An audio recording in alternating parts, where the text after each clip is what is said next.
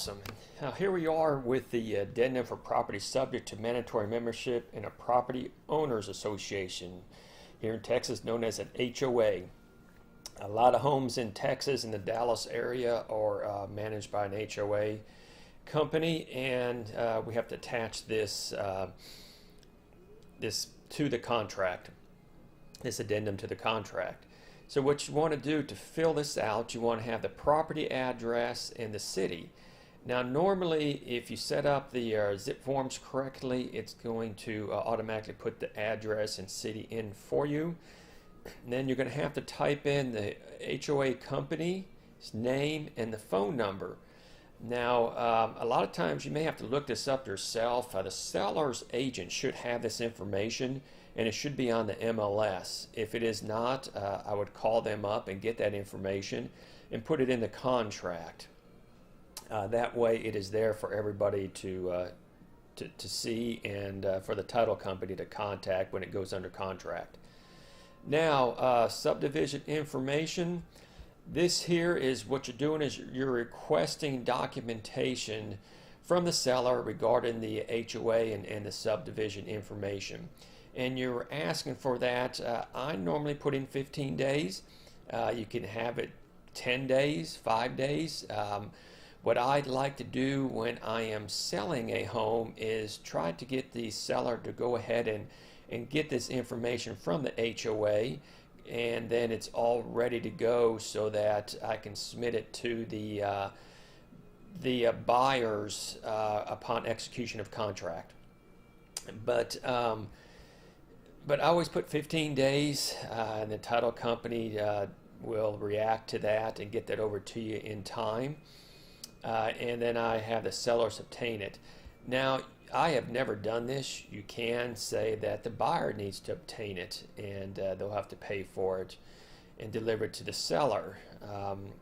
But I've always had the seller do that and not the buyer, because if the buyer does not continue on with the purchase of the property for some reason, whether it be repairs that could not be negotiated, an appraisal that did not appraise for contract price, or maybe they didn't get approved for the loan, then they're out that money, which could be, I've seen them as high as $700 to get this information. And then the third one is that the buyer has received it. This comes to play when you can actually get this information. The seller can already have it from the HOA, and you can actually upload it on the MLS, and then you don't have to worry about it. And then the last one is that the buyer does not require it. Now, if anything changes, this is just saying that the seller will notify the buyer upon the contract. This here are fees. The buyer can actually offer to pay for those that the seller is going to. It's going to cost the seller to get it from the HOA, and the buyer can offer to pay for that. You know, it seems like in this area the industry standards is $100. You can do $200, $300. You can do $0 and have the seller completely pay for it. Now down here on authorizations, this is where I always put the seller will pay for it. This means that the title company is going to need to order these documentations. The HOAs will charge to deliver those documents to the title company, and I always have the seller pay for it. And then up here, if the buyer wants to reimburse them for that, then that can be put up here.